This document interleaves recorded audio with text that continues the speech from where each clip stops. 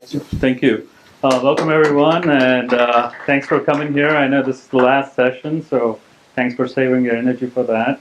I'm going with the positive attitude to save the best for the last. I'll try not to disappoint you. Anyway, who's heard about Omaha, Nebraska? Anybody been there? Okay. What are the top three things that come to your mind? Warren Buffett. Warren Buffett. That's right. He's the richest guy. Yes, that's true. And corn. Yeah, of course. And we do have blizzards down there during the winter. That keeps us really cold, and that's about it. So I work there. I work for a company called FarmCredit Service America. Basically, we're an ag lending company. We lend money to farmers. It's about $16 billion in books.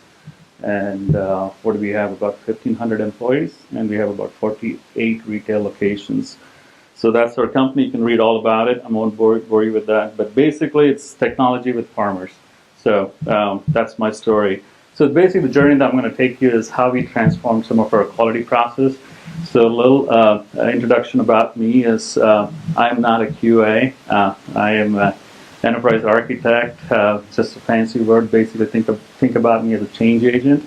So basically, we bring changes and make sure that change gets introduced to all the teams across the floor in a successful way. So that's all I'm doing here. So the agenda for today is basically what is our enterprise quality vision. That's what I'll talk through, and what strategy we used. And I'm going to do a little bit of a Jenkins demo. Looks like most of the demos that I've seen here are pretty extensive, so I'm not going to go in details, but if you have questions later, I'll certainly jump into that. And lastly, I'll leave up the questions. But if you have questions along the way, please stop me. I have a tendency to talk faster when I'm nervous, so stop me. That's from where I come from. That's what we do. I talk fast, so stop me. So the question comes like, we went to the opening talk session today. They asked a lot of whys, right? So when I got the job for being an EA, and they said, "Hey George, go ahead and focus on quality," I'm like, why? And why should I do that? I enjoy what I do, being a tech guy. Why should I focus on quality? And as you see, we have about 100 applications. So most of the applications we do are pretty much .NET applications. We have Angular projects on the front end. We have tons of web services and databases, SQL Server. We're pretty much married to .NET. So we're pretty much heavy on Microsoft.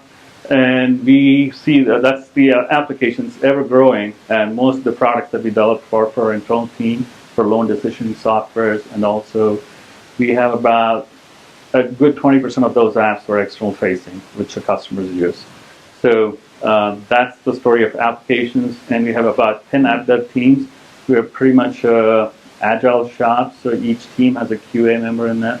We have about 4 devs, a database developer, and a lead dev, and a project leader. So that's kind of like the makeup of the team. And just to get an idea of how many deployments we did, we had been close to 994 deployments in 2016. And this number is growing as we speak. People are deploying. This is just counting what we deployed in prod. Any questions so far on what we do or what we're up against? Nothing? All right, moving on to the next slide. So again, I'm going to answer the question why, right? Why enterprise quality? And we quickly realized with 10 app dev teams and 100 apps, there's no way for us to keep up, right? So if you go talk to our business owners, what do you want? And they want, hey, we want better software, and when do you want it? Every day, So that's the challenge. So that's why my role was created, to finally focus on that aspect of it. So anything like the last session that came up was like, hey, they talked about QDM, which is basically set up the goals and trying to find a way to find a metric to track it. So my job was like, hey, bring visibility and consistency to our process. So anything we do, we want to make sure everybody knows across the team what we're doing. And the consistency being EA's favorite word is consistency brings prediction. So that's what we want to do. So. And with any problem, you have to strategize. So the strategy that I chose was, hey, what do I have at play? I have people and their roles, and I have process that I can look at and tools that I can look at. And I favorably call my strategy B2B, which is balcony to basement to balcony. So that's what I call my B2B strategy. So that's what I did. So roles. I don't know how many here are testers versus non. So testers, okay. So first thing we looked at testers is like, what do they do today, and how many are manual testers versus automated testers. So you want to know, look at what their skill set is today and what they're proficient at. Most of our testers were very good at manual testing, but they lacked some skill set when it came to automated testing. And even if they did, they're mostly UI-based testers. So we looked at that, and we started to see what can we do to fill the gaps. So even now, as I speak, we're going through a change right now in our company to get more people to kind of play in service level and unit testing. So that's the strategy we're going against. And we also wanted to look at testing as a different picture. As like, hey, testing is quality testing is just a factor of it that does not quantify the entire quality process that you want to do. Testing is just helps build confidence in your software. So that's the role you're playing. So the mindset was also like, how can we get developers more included in our project? Usually you heard the term like developers code and throw the code over to the QA and let the QA test it. So you're like, hey, developers, if you know how to write your code, you also know how to verify your code. A plus B equals C, you know how to write those verification tests. Why don't you do that? Help your tester along the way. So that was one. And also we wanted to include business owners, because business owners know what their product does, because most of these are loan-based software, so they know exactly what the rules are. So I'm like, hey, how can we come up with test scenarios or end-to-end test cases that we can come up with to help validate those scenarios, so the most important ones that you want.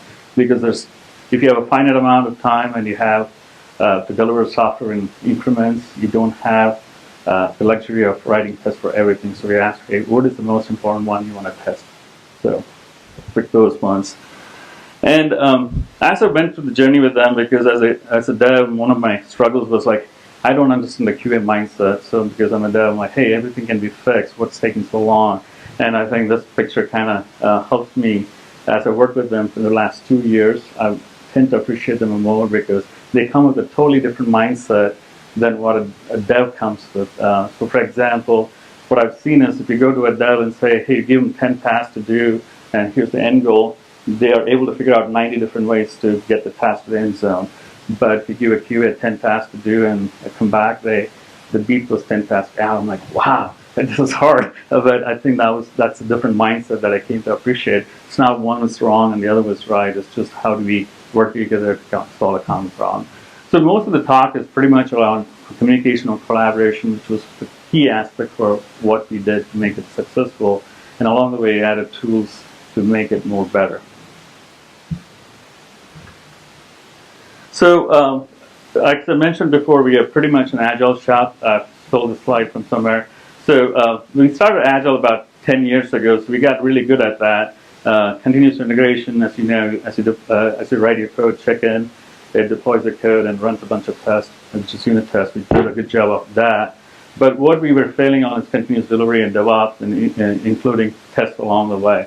That's where we kind of fell apart. As like, we want to deliver software on a weekly basis, on a daily basis. So the test that we did was, if I went to each of the software, put a label change, how long does it take me to get that to all the way to prod? And what are the tests you would run along the way? So when you did that kind of litmus test across each product, we failed pretty badly. It's like, well, we don't know. Some of our tests would run about 8 hours because people chose to run all the functional tests. We didn't know what kind of tests to run against. So that was where it's like, okay, we need to find what are the different types of tests that we need to run and bring in QA and the developers along the way to find what tests they need to run at each interval. So that's what we did. And we do have 4 environments that I mentioned, which is a dev environment, which most of the devs work in, and we have a test environment, and we have a staging and a prod environment. So that kind of falls with process falls in that category. Any questions so far, or are you good? You guys are following along, tracking along? Okay, good. All right, so we said, you know what, this was the key. We said automation is our new bacon. Did you see the farming thing, bacon and automation? That's my joke for the day, that's it. So, and we said continuous delivery, smarter testing. I know anything you say smarter, you can't beat that, right? So that's why I said, along the way, we said, hey, devs are doing a good job on this, writing good unit tests. How can we get more integration tests going on through service level tests? And as you go to integrate, how can we get automated tests running against post-deployment verification testing or something like that? We use a tool called Octopus today. I don't know if you heard about the tool Octopus. No? Sorry, Octo Deploy. So that's what we use. So we ran some, it's got literally a bunch of PowerShell scripts you can write or kind of libraries that you can use to trigger off any kind of automated test and all the way to deploy to prod. So this is a journey. We are not really good at this yet, but we're getting good at this part, and we want to get here. That's our goal. So along the process, what else did we do? One of the things I noticed right away is devs were really good at using version control, and they were using Visual Studio Get and all the common libraries and projects. But what I found was some of the QA practices. We have about 12 to 15 QA engineers, and most of them did their things on their own way. One QA engineer didn't talk to the other one didn't know what the other team did, so it was like, voila, what do you do? So we said, you know what, you should all use VSTS. This is Visual Studio Team System. That is a tool, Get repository that we use. And we said, hey, if you can open Visual Studio, we got license for everybody in our team, even the QA engineers have Visual Studio licenses for them. And we use Get as a source control. And we created a QA repo for them. So if they have common libraries like, hey, we want to find how to look at dates or PDF comparisons and stuff like that. We said, hey, write those repositories, share it across here, and that way you can let other dev teams or other QAs use that. So trying to get the collaboration going on.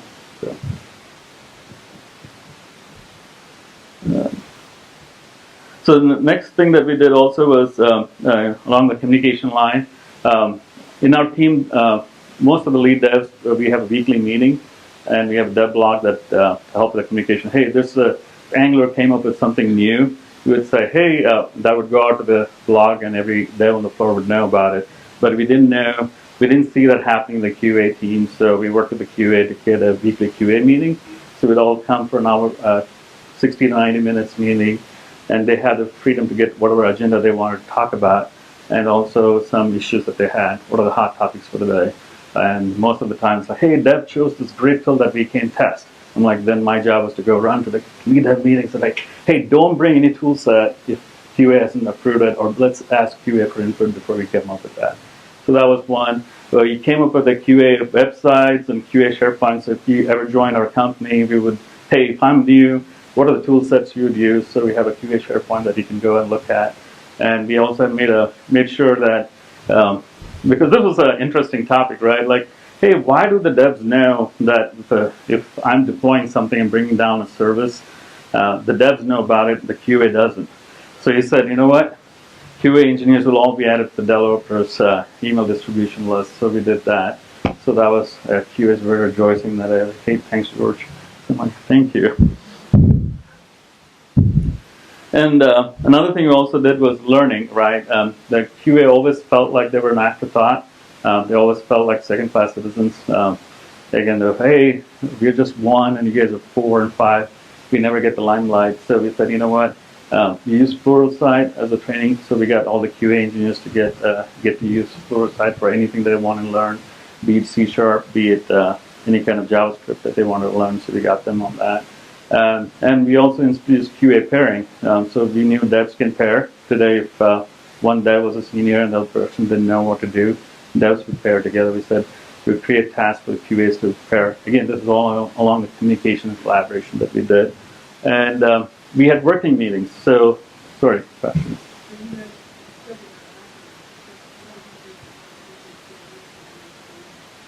Yes, we do. That was something that was not happening. So, because either the devs felt that the QA are not up to their skill set, or the QA felt like the devs will never listen to us. So we was like, you know what? We are all in this together as a team. Let's break all the walls that we have. So, yeah, right. So we did that. So, and so you're right. We did create a book club. So we had all these different QA books that we came up with, and we I don't remember all the books right now, but we bought about 10 books for all the QA engineers, and we rotated the books and say, hey, what are some of the things you learned from all of these books, and come share that and introduce that idea to the team. So we did that too. And we also had, we call developer user groups. So we included, we have a monthly or a bi-monthly user group meeting within our company where QAs get to come and share what they learned and help bridge the gap on tool sets. Right. Next one. So now I'm jumping back to tools. One of the biggest things we came up with a tool set is like instead of having so many different sets of tools to test the same product, we said, how can we standardize some of the tools? So if a new project comes along, you're not faced with the decisions like, hey, if I have a UI, what tools should I use? Should I use Selenium? Should I use Telerik? Should I use whatever tool sets that are on the market? And so we looked at that. Everybody knows what this testing pyramid is, right? So that's one of our strategies too. So kind of neatly hidden. So we said Telerik would be one of the tools, and we said we didn't want to make the decisions in a silo. So we got about 3 or 4 QA. Usually any decisions that we make in our company, we have a small little work group that gets formed. The work group is basically 8 to 12 weeks, which we meet once a week, and we kind of come up with what our goals are. Hey, we wanted to come up with one UI tool. Why should we have one UI tool? So if the project goes from one team to another team, the knowledge transfer happens easily. So people don't have to learn the different tool set. So we have devs representing that. We have lead devs representing that meeting. So we all sit together. We evaluated all the tool set, and we landed on Telerik Test Studio. How many are using Telerik Test Studio? Probably not many. So the reason we chose Telerik Test Studio is before Selenium or anything, because it was it supports C#, and that was the biggest win. So if we can find something that devs and the QA can agree on, hallelujah. So that was one. About the middle of your pyramid, you have Yeah. integration test there. It's really something else called bottom-up testing. Right. That's the less dependent layers Yep. first. It's fast. Yep. Yep. Yep. And then you append it. Yeah. So basically, the triangle story is basically the lower you are, the more tests, it's less expensive, more easier to maintain. The higher up you go on the triangle, it's hard to maintain those tests. So it's more brittle and more expensive to do it. So this was something we said because we have so many anti-patterns to this. We would joke them with the hourglass or anti-corn or whatever it is, because they would be so UI heavy, and we wouldn't know what to do with that. And so we kind of said, hey, everybody's shift to this model, and these would be the tool sets that you have. So anybody know any of the tools kind of ring a bell, or do you know what these all do? What's that? You get a Postman, yeah. JMeter you guys use? Okay. So Fortify Security is our static analysis tool for any kind of security vulnerabilities in our tools. That we just included that. On the unit test, we use NUnit or Microsoft Test, and Jasmine and Karma for our JavaScript libraries that we use. And Fake It Easy, meaning that was something for all mocking purposes. So if you have an email server that you don't want the client to go, or like a Twilio or something like that, we would fake those calls. We don't want to pay them every call that we do. And if you've used InCrunch or Wallaby.js, it's basically a continuous testing tool. So as you're writing your code, and if you have tests running there, it'll tell you if something failed. So that was a very quick feedback for the devs. So that's some tool that we use. So the thing that I put out here is like, Jenkins plays in that spectrum. So all those tests that I'm talking about, all these tests up to here, we wanted to run through Jenkins.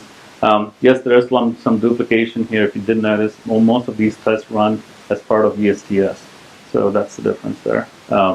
Again, the reason we chose that was we found Jenkins had a lot more open source tools to kind of parse the results and get some history and stuff like that. VSTS 2 years ago was just kind of coming up with some of these tool sets. I think they're getting better at it, but not good. So once we got the tool set, people were happy. We had to make sure most of the projects adapted to that, so you kind of work through that process, also and a change process on that. So why Jenkins? Like I said, it's a highly configurable system that we found. There was a little angst with that because most of us had experience with .NET. So I took it upon myself to learn Java a little bit. It was cool. So how many of you guys use any kind of CI tool today? You guys use TeamCity? Okay. We did evaluate TeamCity, but we landed on this one.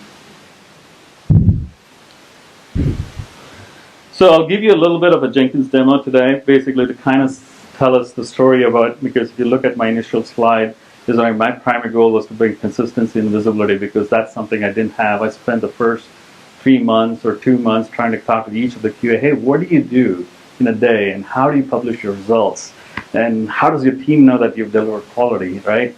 It's like all those insights into that they had.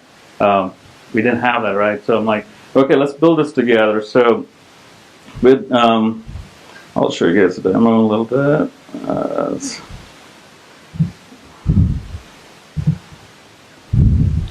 This is our main page. Oh, all right. Why is it not showing?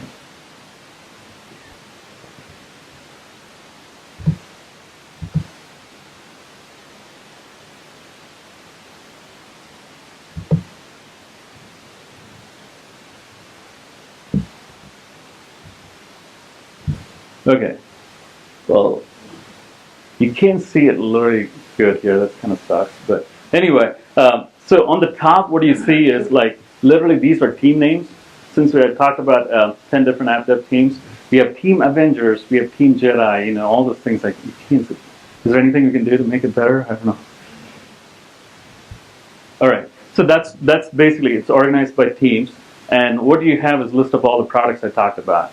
So very easily, anybody can go to this dashboard and kind of look, hey, what's your health look like today? How many tests are passing today? And it doesn't depend on one person. Anybody can go look at this dashboard. And you can drill down to each team. And let's see, I have one of my favorite teams. It's Versatile. And you jump into their products, you get a list of all the products that they support today. And if I jump into one of their products, like let's say Appraisal is one of the products that they use. So you can see here that they use Postman and Telerik tests. So it's kind of very neatly organized to kind of know, hey, these are the tests that they do for the product. And I can jump into whatever environment that they have. So this was something we just did. It's like everybody across all teams do something like this, so it's not a guesswork, like what tool set that you use and where to find your tests. So if I go look at their Postman test, this is all the Postman tests that they've written. So you would know when was the last time it was a success, how long it ran, and I can jump into one of their tests. That's good, they're running green today. So, and I would be able to see their report. Yeah. So there's two ways to trigger that. That's a good question. So some of them run on a scheduled basis, like every day, or someone, like whenever there's a code change that happens, then that gets triggered. So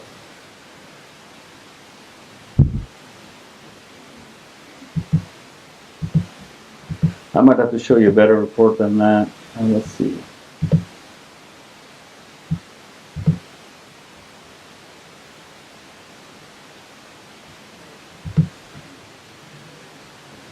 Okay.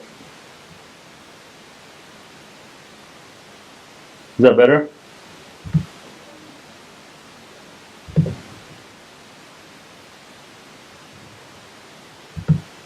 So this is what a Newman report would look like. So if you run somebody asked about the Postman test. So if you run the Postman test, you generate a HTML report out there. So your project manager or your lead developer on the product, anybody can, or your business owner can look at the results and know, okay, things are good. That's one way they would know it. The other way they would know it is also we send a team email notification whenever a test passes or fails, depending on how they want to be notified. And we also have integration to Slack. So we use Slack heavily to kind of let them know that, hey, this test passed or failed. So, any questions so far?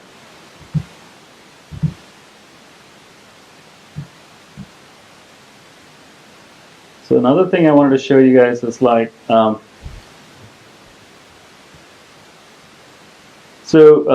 the left, what we did was before each QA had their own test machines that they would run against, right? So we went from that model and we went to a more of a shared model here.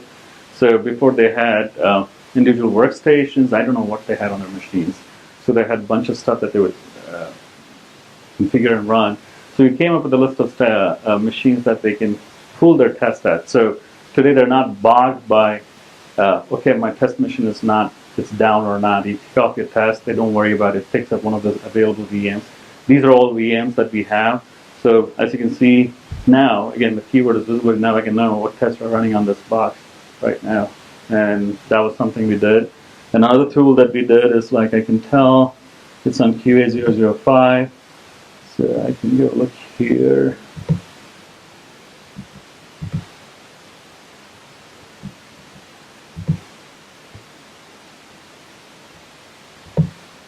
So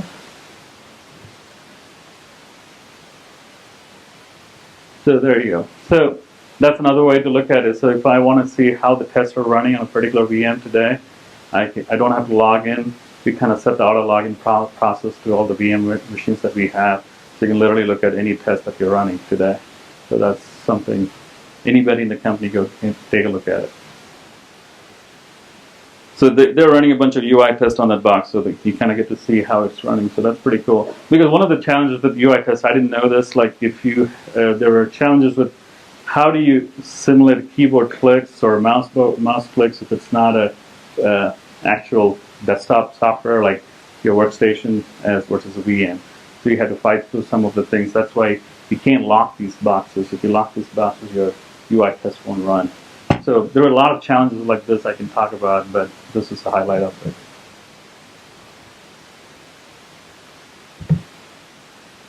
So back to the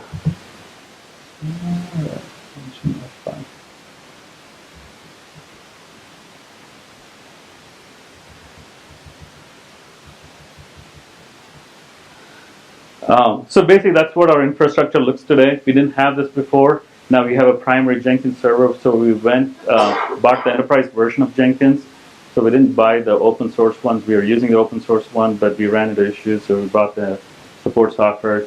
And what I missed to show you in that Jenkins dashboard is there's a way to tag those labels in Jenkins. So literally, if you want to run your UI test, you just say, there's a label for Telerik. So once you specify that, any VMs that have the label as Telerik would pick up the test. So you can add more boxes if you wanted to, or remove boxes as you want. So it gives you that freedom. So tomorrow, if you want to do upgrades, we can push it on one box, make sure everybody's good, and then we roll it across all the stuff, all the other machines. So today we use a software called Software Center from Microsoft. So that way we can manage this QA image on each of the boxes. Today this is what an image looks like. We are not in Docker yet, but you're looking at Docker, but this is what I know. So the first thing we picked up was all our end users, whatever image they have today, we made sure that's the same image. Because the first issue that QA talks about is like, hey, if I want to replicate the issue on the end user's machine, I want to know what that image is because I can't reproduce the issue. So we said, okay, we'll give you the actual image for what our end users are using internally. That way you can reproduce the issue. So we want to eliminate all the factors that would help you address the issue a lot more faster. So we got that. And most of the policies, like disabling screen lock or browser settings or pop-up, we make sure that we push it out to 80 groups. That way most of the QAs know that they don't have to fight that issue.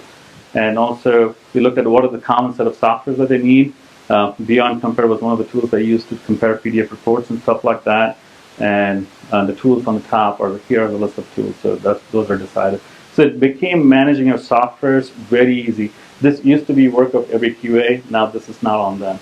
This is managed by our whole team, and it's very easy. And you have monthly cadence, like whenever a new update comes to any of these tools, first of the month we go and upgrade all these things. And each QA picks up something that they are interested in. So the knowledge sharing and the collaboration is really good after that. So in summary, basically, that was the problem, right? We didn't have a unified approach in our quality tooling practices or processes across 10 teams. We were good at continuous integration, but we did not do a good job of continuous delivery. So the solution was we kind of implemented a test pyramid strategy to make sure the QA has time to focus on what quality metrics are and what the quality process looks like, as opposed to spending time on maintaining the software, what tools that they need to use, and fighting, hey, my patch screwed up my test machine last night, who did that? So all those factors that he kind of took out of the equation so that they can focus on the product and the quality. And the other main thing was this, right? It's like bringing cats and dogs together, I'm sorry, because the QAs and devs felt like they were never a champion, but we were like, you know what, we are all in this together, let's work together to find a common solution. So that was the main solution there. And in the end, we're like, okay, what was the value to the added? So in the end, before I looked at what their tests were like, I feel like if any tool set or any process is hard, if there's friction, the adoption becomes really low. And you can see within a year, we went from 400 running from, automated, about 23 automated tests today from 400 per day, and I think this really enabled our team to be more efficient in bringing quality to our process. So that's the story that I'm sticking to. And like I said, these couldn't be done without all the team members. Like I said, all the QA engineers that are out there. Those are all our instant message. That's why the green bar is there. So use IM. And I worked with these two guys. They're PC integration specialists and system engineers because they're very crucial to the process. Without them, I couldn't have built all the VMs or all the servers that we had to maintain. So that was pretty crucial. And again, anything goes back to the leadership. I'm on the EA team. And these are all the leaders I have to work with, because if it doesn't come from the top down, it doesn't get adopted. So it was like to get all these people on board to make sure that, hey, this is the common vision, this is the problem. Are you guys in this? Are you guys going to support it? So they were all part of, very crucial to make this work. Again, I'm not saying we're perfect, but this is our journey. We kind of take step one at it. We'll probably improve from this point onwards. So what's next for us? So the next year, this is all the stuff, some of the things I'm planning for. You kind of heard about enterprise health or DevOps. Enterprise health is what we want to do is think about a stoplight pattern, right? So red means there's some trouble in paradise. Green means everything is humming along, all the applications are good. And yellow means there's some performance index somewhere going wrong with some of the systems. So you want to get to that level. And security testing, even though we're using Fortify, it's a little bit late in the process. We want to make sure we can use security testing much earlier in the process. That's one. And test data management, I think one of the problems, most of the application relies heavily on data today, and most of them are customer data or financial data. Some of them also have data that ages. When I say ages, like if a loan is 1 year old, their interest rate might change on it, so we need to test that. So how do you create this data on the fly and make sure we have effective test cases? Because at the end of the day, you don't want to use production data. So how do we create this test data in your environment? And like I mentioned, since we have 100 apps, it's like a 3-tier architecture. We have a customer, think about a CRM tool at the very bottom, then you have a credit bureau system on top of it, then you have a loan-based software on top of it. So all these 3 layers need to talk to each other to get all the data, and each are maintained by different teams. So that's what we want to get good at. And one of the things I love dashboard, or our leaders love dashboards, I'm looking at SonarQube. Just started on that to see how can we build quality in our code that we write, and not just testing. And Docker is the new hotness that we are chasing too. Even though we're in Midwest, we also like to keep the cool guys out, you guys here in the West Coast. So we're trying that. So that's that. How am I doing on time? Good? 5 minutes. All right, so that's all I got, and I'm good. So never stop testing, and thank you with that. If you have any questions, let me know.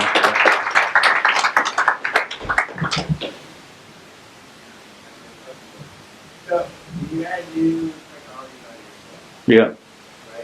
Kind of all this, slow down a bit, Yep. speed up. Right. How do you manage to upsell that, upmanage that, not behind it, Right. so that long term. So the basic thing we noticed is like when you have 100 apps and the customers are complaining about it, it became, the pain was pretty evident. Once you got to break each point, Yeah. We have to do that. So then we look at, okay, what changed? And one of the things we're like, hey, somebody liked Angular 2.0 or 4.x is hot, and they just included that. I'm like, well, you cannot do that, my friend. So let's, so we had to go back to the lead devs. What we have is a tech radar, which we maintain among the EAs. So if any tool comes into that picture, we said, hey, okay, let's evaluate it and get all the teams on board with it. And let's see if this is something that's testable. Because the whole thing about the devs playing the QA roles is any tools or any standards that we introduce, is this testable? That's the first question we ask. If it's not, then it doesn't meet our criteria. Good question. Yep. Yeah. Right. Mm-hmm.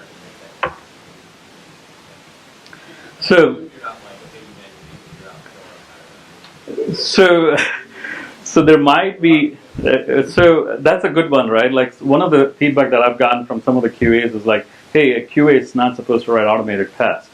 So yes, so that Yeah, they are. yes, so that's the mindset we're trying to change. Like, hey, we'll give you the training, and we'll help pair with the dev to help you level up your skill set. But if you don't match that, we probably just not the right fit for you, or we might have to find an alternate solution. So that's where we are at this spectrum. Good balance. Yeah, yeah. You know, you'll always need a manual test. Always need Yeah. manual testing. So I'm not just going to, there is manual testing in our process, but we're not saying that's the only thing to do. Yeah. Yeah. Sorry if I misspoke that. My question was, how do you balance, after the unit tests being your Yeah. process for CI, how do you balance the lower level tests, like your bottom up tests, and the end-to-end including? So what we do is it's part of Agile, right? So one of the things we do is before we pick up a story, we have a story huddle. So we all sit with the business and QA and dev are part of the huddle sessions, and we ask the question, hey, for this story that you're picking up, does it make sense to write a unit test or service level test or a UI test? So that makes it to the condition of satisfaction. Before that used to be the job of the lead dev on the team to do that. Now you're getting the QA to be part of that process too. So So you want to do either unit or... yeah, because that duplication was another thing that we found was costing us too much. So the QA thought he had to automate everything to the UI, and we're like, well, my friend, that's good, but if you had to choose, where would you put this? And this forced the question and the discussion. So developers are responsible for unit tests. Yeah, that's given.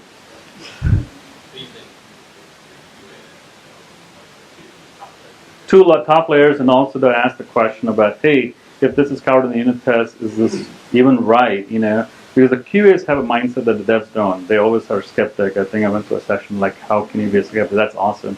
So that's the mindset they come with. So we want to tap into their strength as opposed to not take that into the equation.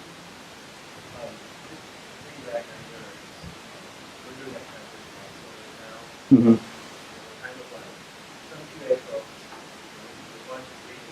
Mm-hmm.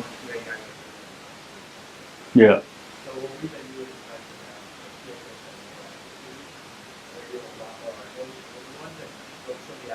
Yeah.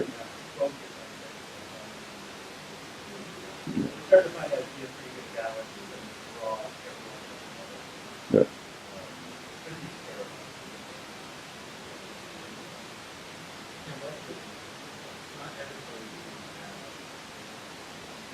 Yeah.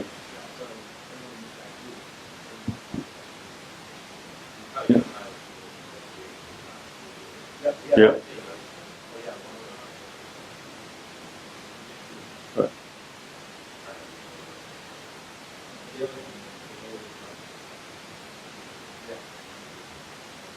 Let me honest with you, ain't no testing in this world, but like, there was just one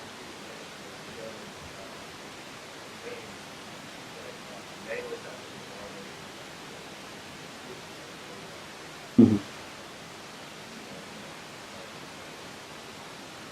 So just a question back to the group is like, for how many of this was like, you guys are way here in the process, where do you guys think we are in the process? Because that's the one, this is the first time I'm doing a presentation, so my boss told me I need to be here. I'm like, okay, I'll come, I'll share our story, because I didn't think, I'm going to the Bay Area or Portland, West Coast, you guys are pretty much advanced, so I want to learn from you guys too. Like, where do you guys see yourself in this picture? Are you guys way ahead of us, behind us? Where are you guys in the process here? From the tool set perspective. Good.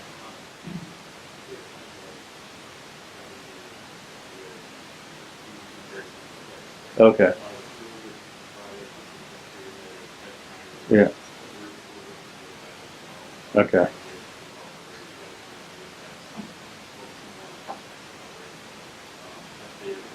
Right. Yeah. Yeah. Yeah.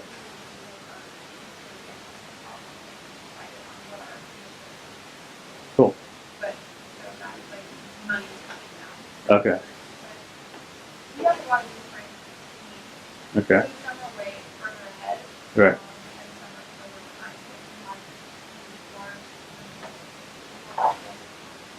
Okay. Okay. Right, and then we have other things like our website, which we have all in-house, and they're Okay. like all of the spectrum in terms of how we're sharing. Okay. But we're also going through a very similar organizational team in which we have a lot of experts. Mhm. We also have mentors. Okay. So we're trying to get to the place where our analysts are comfortable with guiding their learning more of the technical side, like the registration and automation, but not necessarily saying you have to do that. Cool. But just speaking a little bit about how we Mhm. we have a very similar meeting setup in some of our areas. Okay. And very different. Right. Like, Yep. I feel like Yeah. this isn't so bad. Yeah. And you can kick off a bill if you need Yeah, to exactly. sit We have down. some that are automated and some Yeah. that are manual. Yeah. Yeah, it's very, so we're just kind of excited about that. Cool. Good. Any other questions, comments? Okay. Yeah. We find our key to the code, especially when they're automated, they just get crashed, like, oh, it's really nice. They can actually like want to be like detail, there's a little bit more gratitude. Yeah. And I think that's one of the things we also learned along the process that helped us a lot is like they found a way, let's say for the devs, like one of the things we were running with the UI test was like the automation tags. You know, we didn't have that before, so devs were horrible in naming, so they didn't know how to find those tags. So we started using data test attributes in all of the HTML pages. So we said, hey, as you come up with this is the name that you need to give, and the QAs were more efficient on that. So when things changed on the UI, they were able to catch up as opposed to be left behind. So. Mm-hmm. Mm-hmm. Yep. Okay. Okay. Right. Right. I know. It's a journey, I think. Yeah. Right. Yeah. Uh-huh. Yeah. Right. That's what it was. Yeah. Right. Yeah. Well, there was a lot of, I wouldn't say it came easy. It was a lot of meetings, airplane meetings and discussions, and there were beer afterwards that you had to come on terms with. But at the end, I think people were happy with where we landed. I think everybody saw the success, and now they see, okay, now I trust you. Because they didn't want a dev to come and change their process. They were very protective of that. I'm like, hey, I'm here to help, not to destroy. So let me work with you. And in the process, I became a believer too. Because like I went in there like, hey, I know everything, and I came out like, wow. It humbled me a lot of times. So that's also part of the process too. I learned a lot. So.